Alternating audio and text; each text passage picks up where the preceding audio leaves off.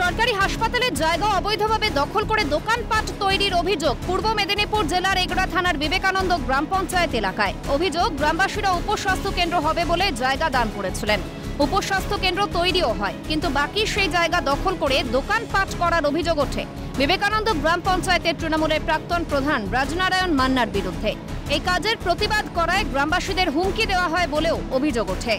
যে কর্তৃপক্ষ রয়েছে তাদের সঙ্গে কথা বলেছিলাম, এইটার অবৈধ এই নির্মাণের ক্ষেত্রে সরকারিভাবে যেখানে যেখানে জানানোর তারা সেই ব্যবস্থা কিন্তু করেছে, কিন্তু এখনো পর্যন্ত তার কোনো সদুত্তর পাওয়া যায়নি।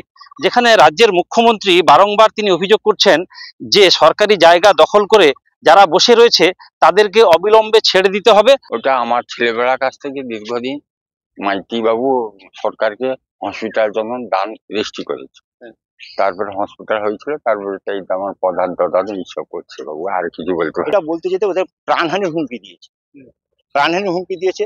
বাইরে থেকে লোক নিয়ে এসে তাদের মেরে দিবে, কেটে দিবে, এরকম করে কথা বলছে স্যার। কিন্তু ওর প্রভাবে ওই জায়গায় পাকা ঘর করেছে এবং ও জায়গাটা পর্যন্ত ছাড়েনি, তার সাইড দিয়ে মানে ব্যাকগ্রাউন্ড করেছে আর কি। দ্রুত সমস্যার সমাধানের চেষ্টা করা হচ্ছে বলে দাবি ব্লক স্বাস্থ্য আধিকারিকের। আমাদের সিএমওএইচ এন্ডে দেওয়া হয়েছে, বিডিও এন্ডে দেওয়া হয়েছে, বিএলআরও চিঠি করা হয়েছে, কপি ফরওয়ার্ড করা হয়েছে। তো সেটাই আর কি, যাতে তাড়াতাড়ি জিনিসগুলো সুরাহা হয় বা ত্বরান্বিত হয়, সেটাই আর কি চেষ্টা করছি। অভিযোগ পেলে খতিয়ে দেখার আশ্বাস জেলা পরিষদের সভাধিপতির। আমাদের কাছে এখনো কোনো অভিযোগ আসেনি। যারা বলছেন তাদের কাছে কি সত্যতা আছে আমার জানাও নেই।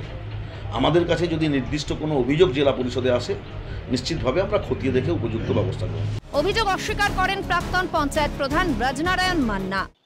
এটা আপনার কাছ থেকে নতুন শুনলাম, আমি এইসব ব্যাপারে কিছুই জানি না, এগুলো সম্পূর্ণ মিথ্যা। বিষয়টি আদালত অবধি গেছে, আদালত সিদ্ধান্ত নেবে বলে জানান বিজেপির রাজ্য কমিটির সদস্য। বিষয়টি খতিয়ে দেখা হবে বলে জানান বিজেপির পঞ্চায়েত প্রধান।